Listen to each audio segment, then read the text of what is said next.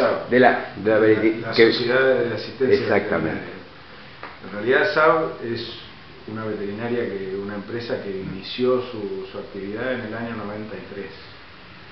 En el año 93 se creó la Sociedad de Asistencia Veterinaria como una sucursal del Centro de Asistencia Veterinaria de Pando, que se instaló aquí en Atlántida en otro local, en la galería y en el centro, en la 11. Y con los años fue mudando su local. Los colegas que prácticamente toda la vida, durante toda esa época, trabajaron en Veterinaria SAB, que todavía siguen trabajando, el doctor García y el doctor Carreto.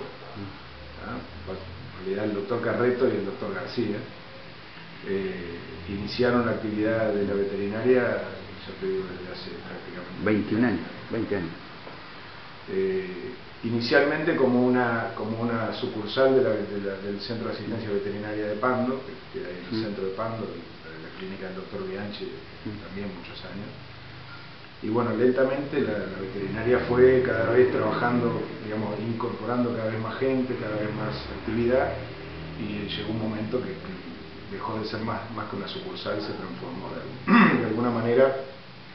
El volumen de trabajo hizo que pasara a independizarse. Fue mutando, ¿no? Fue mutando por las realidades y la realidad fundamentalmente de la zona, ¿no? Cada vez más gente en Atlántida y alrededores, ¿no? Y bueno, un poco a partir de ese crecimiento fue que se fue independizando de Pando y hoy son dos empresas separadas, ¿no? Sí. ¿Y cuál es la realidad?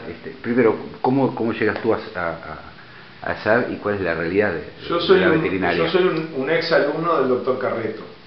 Y lo conozco a Luis desde hace muchísimos años y trabajé con él en facultad y trabajamos durante mucho tiempo. Yo fui, digamos, de alguna manera un proveedor de SAB durante muchos años porque trabajé en la industria farmacéutica muchos años. Y bueno, y así como la vida tiene una cantidad de caminos que uno a veces, digamos, se le enfrenta a una cantidad de caminos adelante, elige algunos y otros no.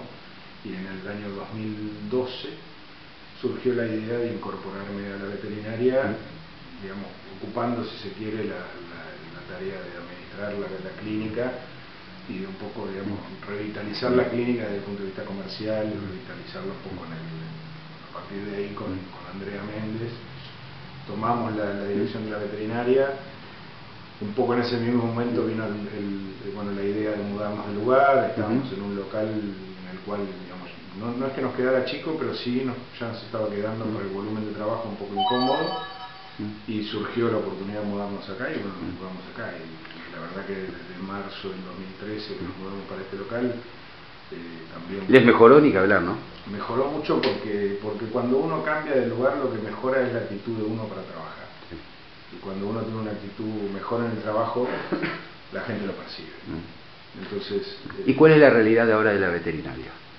La realidad de la veterinaria hoy es una veterinaria que es una clínica que trabaja prácticamente el 80%. Porque uno le dice veterinaria, pero de repente uno dice no, que es clínica, que es... Claro, lo que pasa es que la veterinaria tiene una imagen a nivel de la veterinaria como profesión, tiene una imagen a nivel del público que muchas veces está un poco distorsionada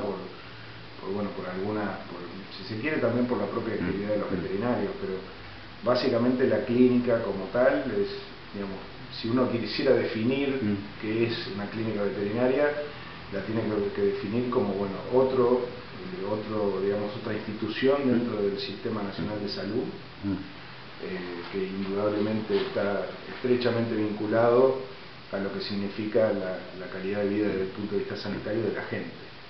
Nosotros los veterinarios, es cierto, trabajamos y nos dedicamos a investigar y trabajar sobre los padecimientos de los animales, pero básicamente con el objetivo de que, digamos, un poco con la mirada hacia lo que hay atrás de cualquier mascota, que lógicamente es el propietario, claro, y la gente que rodea la mascota. Porque ustedes no solo atienden, digamos, animales domésticos, le llamo yo, ¿no? Digo, perros, gatos, sino también, atienden otro tipo de...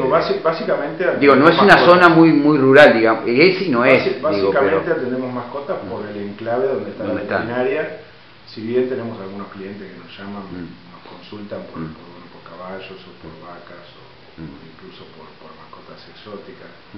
Ha caído algún cliente consultando por alguna lechuza, por alguna gaviota, pero puntualmente. Sí. El 90% del trabajo básicamente es pequeños animales, ¿no? Perros y gatos. Particularmente yo, aparte, le incorporé a la clínica el trabajo en la industria avícola, un poco digamos, pero ahí la industria avícola es un sistema de producción intensiva que no es el mismo trabajo clínico que hacen las clínicas. Yo ahora me río por eso mismo, ¿no? Digo, apagarle la luz, como decían los gallos, ¿no? Es muy interesante. Sí, ¿no? Y salió de ahí, ¿no? De la industria avícola. Digo, de ahí salió, sí. Tan intensivo es. La industria avícola es muy intensiva y en Uruguay viene creciendo, digamos, a un ritmo que desde el año 2008 es muy intenso. Sí, sí. Y incluso ahora, puntualmente en estos días, virtud de los problemas que hay entre Rusia y la Comunidad Económica Europea, parece que hay una beta como para seguir creciendo mucho. Sí, acá sobre todo en Canelones, porque digo, yo tengo ahí la agricultura es Canelones. Sí, ¿no? Ahí en San Bautista que está la fiesta del pollo, ¿no? Sí, sí, sí. Me ha tocado participar en vez y dar alguna charla ahí también. Canelones concentra el 90% de la agricultura y a veces son números que la gente no conoce, ¿no? Incluso a veces ni siquiera el poder político lo conoce.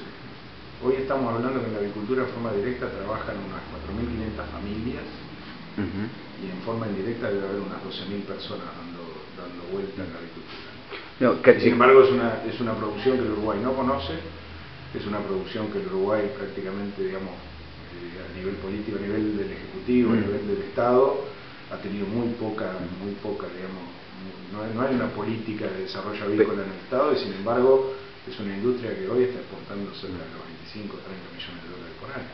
Que no es poca cosa, ¿no?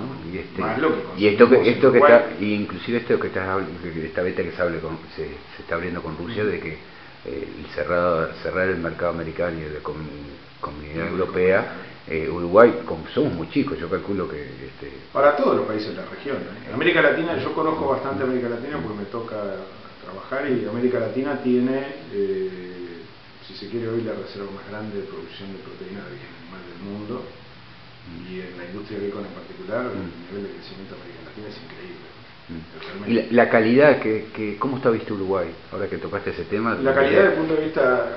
En Uruguay hay ¿Cómo está visto, no? A nivel internacional. Hay dos áreas. Uno es la calidad desde el punto de vista del producto, es decir, de la carne como tal, y ahí no hay ninguna objeción en ningún mercado. Y después el otro es la calidad desde el punto de vista sanitario. Ustedes saben que todo lo que tiene que ver con los alimentos de origen animal, también los de origen vegetal, pero los de origen animal sobre todo, tienen una cantidad de barreras para el comercio internacional que son sanitarias. En el caso de la industria avícola, el Uruguay tiene un posicionamiento, digamos, un estatus sanitario que es excelente para la exportación, porque es un país que prácticamente no tiene enfermedades que sirvan barrera para la parasitaria, ¿no? No tiene influenza aviar, no tiene enfermedad de Newcastle, que es una enfermedad muy conocida y que es barrera arancelaria en el país. ¿Y hay trazabilidad como hay en el ganado, digamos, con el tema? Hay trazabilidad de lote. No hay una caravana en cada pollo, pero hay trazabilidad. Pero digo... Sí. Hay una unidad del Ministerio de Ganadería que se llama la Unidad de Monitoreo Avícola. Que eso ayuda también a este tema de... Eso ayuda también al tema, sobre todo, de asegurar al consumidor cierto nivel... O al comprador en el exterior. Claro, el comprador, que en definitiva es el consumidor en el exterior, cierto nivel de trazabilidad en lo que tiene que ver con el cuidado de la inocuidad del alimento. Claro. La industria agrícola en Uruguay es mucho más... más de lo que uno ve. Mucho más de lo que uno ve. Mucho más. Uno termina... Nosotros no somos grandes consumidores de pollo. No. Por una cuestión histórica, lógica, pero indudablemente que vamos a... Pero cada vez hay más en las dietas uruguayas la carne blanca. El consumo creció mucho. Digo en general carne de pollo, pero carne blanca en general, ¿no? Porque tenemos muchas costas y no consumimos mucho pescado tampoco. El consumo de carne de ave creció en Uruguay y fundamentalmente vino por una medida que fue, digamos, una medida indirecta, porque la quita del IVA en la carne de pollo fue una medida indirecta en función de generar un saldo exportable de carne vacuna un poco más holgado, ¿no? Nosotros somos grandes consumidores de carne vacuna y somos un mercado muy pequeño para la cantidad de proteína de origen animal vacuno que producimos. Entonces, cuanto más nuestro consumo interno se vuelque a otras carnes alternativas, más saldo exportable vamos a tener. Y aparte es una manera también de desprenderse del precio de la carne vacuna. Cuando nosotros consumimos carne vacuna al mismo precio que la compra un broker en la comunidad o la compra un broker en China o en Rusia, estamos consumiendo indudablemente una carne vacuna más cara, ¿no? Claro. Nos fuimos un poco, veníamos de veterinaria y terminamos, pero está bueno, me parece que está bueno, porque digo, nosotros como Canelones, que es lo que yo siempre digo, Canelones para mí es un país dentro de otro país, no por las realidades que tiene Canelones, que no muchos lo conocemos tampoco. Canelones es un departamento bien complicado, es muy complicado, un departamento absolutamente heterogéneo.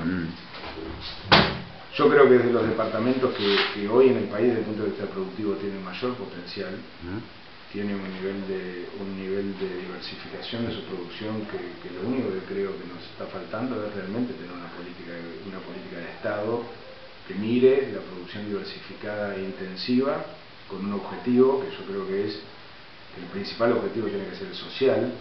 Cuando uno digamos, se imagina herramientas de trabajo que arraigan a la gente en el medio rural, que parece un poco, digamos, un análisis retrillado, pero sin embargo los sistemas intensivos son los que arraigan a la gente y le dan trabajo en el ambiente rural. En el ambiente rural cercano al ambiente urbano, ¿no? Después los sistemas extensivos prácticamente no ocupan gente, ¿no? Indudablemente la matriz productiva del Uruguay, si se quiere seguir diversificando y generando productos de calidad, va a tener que ir a los sistemas intensivos porque no somos holandeses que vamos a empezar a tirar tierra para generar más espacio, ¿no? Nos sobra espacio. En ese medio yo diría que estamos vinculados los veterinarios, más que bien metidos, estamos vinculados.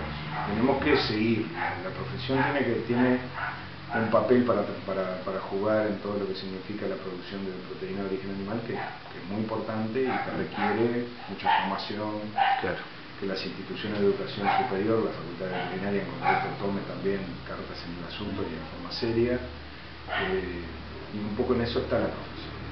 Fíjate que antes de ayer, la Comisión de Ganadería del Parlamento, recién después de 50 años que la profesión veterinaria viene solicitándole al poder político que vote la ley de creación del colegio veterinario que regula la actividad veterinaria, recién la Comisión de Ganadería le dio el ok y salió, ahora está en el plenario. Me imagino yo que en alguna de estas cosas, capaz que una de esas 22 leyes que tiene que aprobarse antes que termine la legislatura, ¿no? Espero que sí. La regulación de la profesión veterinaria es absolutamente importante. Importante porque al ser una profesión que no tiene regulación, por ejemplo, hoy la gente puede ir a un comercio que tiene un cartel de veterinaria y puede ser atendido a su mascota por alguien que no tiene título de médico veterinario. Claro. Y no hay ninguna regulación que lo ampare. Claro, está bueno, es un marco regulatorio. Un marco regulatorio es fundamental. Bueno, porque tenemos dos cosas, nos fuimos de eso que me pareció interesante la charla que estamos teniendo, me parece que podemos estar horas hablando y yo de la industria avícola, del impacto social de la industria avícola puedo estar hablando vos. No, y más con estos números que los conocía, te soy sincero, no los conocía tan en profundidad, pero sabía que era muy importante. Poca gente lo conoce porque hay poca prensa en la industria avícola. Sí. Salvo cuando hay un foco de salmonela y exactamente. Sí. O tenemos la fiesta del pollo en San Bautista, ahí sí, ahí todos hablamos de... La fiesta del pollo y la galleta. Ahí va. No, pero ¿cuáles son las proyecciones que tiene la clínica veterinaria?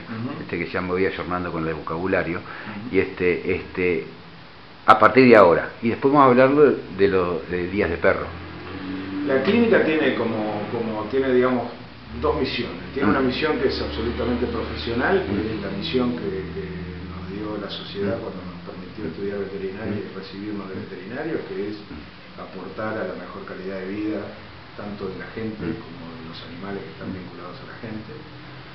Y por otro lado hay una misión que es empresarial, que es lógicamente ser un referente desde el punto de vista de la salud de las mascotas y de los animales en el lugar donde estamos insertos, que es en Atlántida y en esta zona atlántica, digamos, aportar desde el desarrollo de nuestra empresa a mejorar la calidad de vida de la gente que tiene vinculación con el lugar. Y es lo que me lleva ahora, o sea, una de las herramientas va a ser esto que va a pasar el 12 de octubre, que estamos a 2 meses, ¿no? La idea que el año pasado se hizo. La idea que el año pasado plasmó, o sea, lo que intentamos plasmar el año pasado en el Domingo de Perros, digamos, busca esencialmente compartir un concepto con la gente, que es el concepto de tenencia responsable de las mascotas.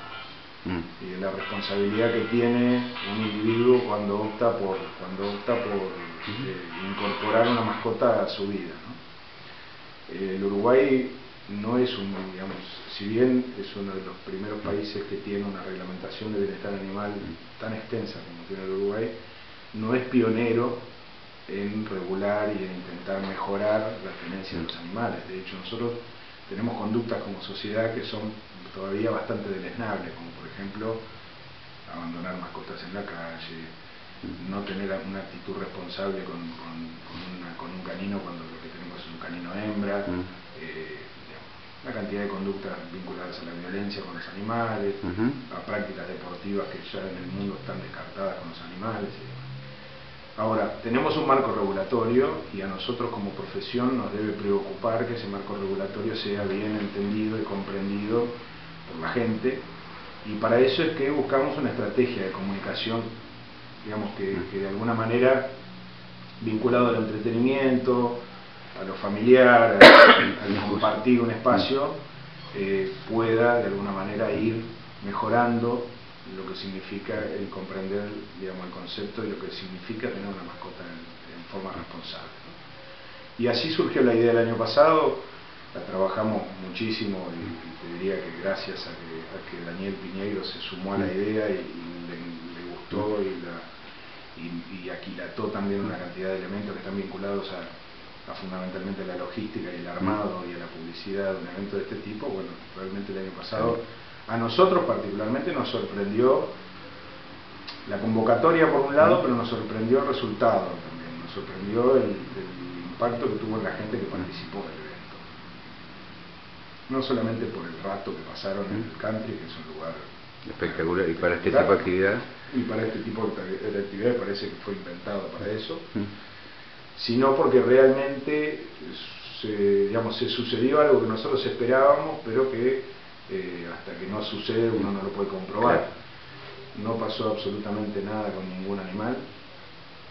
Participaron perros de todo tipo, tamaño y color, perros de raza y sin raza. Vino la gente a hacer agility y realmente concitó el gusto, la atención, las ganas. Es una de las partes más lindas también, ¿no? De gente desde los 5 años o menos, porque incluso algún bebé había, hasta 70 y pico y 80 años que fueron a la... De alguna manera, eso creo que el resultado de la jornada del año pasado es lo que motiva lógicamente que... Bueno, y este año, este año con la idea de seguir... ¿Y qué le van a anexar aparte de ese domingo de perro, que ahora va a ser día de perro y con otra estructura, ¿no? El evento se va a seguir llamando Domingo de Perros porque creo que quedó ese concepto ahí, lo vamos a hacer un domingo. Creo que lo que sí tenemos que ir lentamente, digamos, incorporándole a este tipo de eventos, bueno, lógicamente buscar nuevas estrategias dentro del mismo formato que colaboren a lo que te decía hoy, ¿no? A seguir pasando ese mensaje, compartiendo esos conceptos, desde un enfoque que sea de entretenimiento, de pasar un rato ameno, de, digamos, superar una barrera que muchas veces significa ir a un espacio público con su mascota y digamos, y pasar un rato ameno teniendo claro de que... Pero eso está bueno, ¿no? Porque digo, no todos estamos acostumbrados. Digo, yo lo empecé a practicar, yo sé, cuando salgo con mis perros, salgo con una bolsa, cosa que nunca hacía. En Atlántida me decía, salía a pasar con mi perro con una bolsa, era impensado. Lo hago. Absolutamente. Cosa que no hacía. No, lo que pasa es que son conceptos que para nuestra sociedad son conceptos relativamente nuevos. Hace muy poco tiempo y recién ahora estamos, y más en los lugares como este, que es una mezcla de ciudad y campo, ¿no? Que tiene mucho verde, que tiene mucha tierra, que no tiene tanta vereda, entonces es absolutamente normal que el concepto lentamente se incorpore, ¿no? Ahora, es un concepto que claramente tiene un claro fundamento, el tener la actitud de recolectar las deyecciones, ¿no? La materia fecal que el perro emite en la vía pública, es un concepto que tiene un soporte, una base técnica desde el punto de vista sanitario que es muy importante.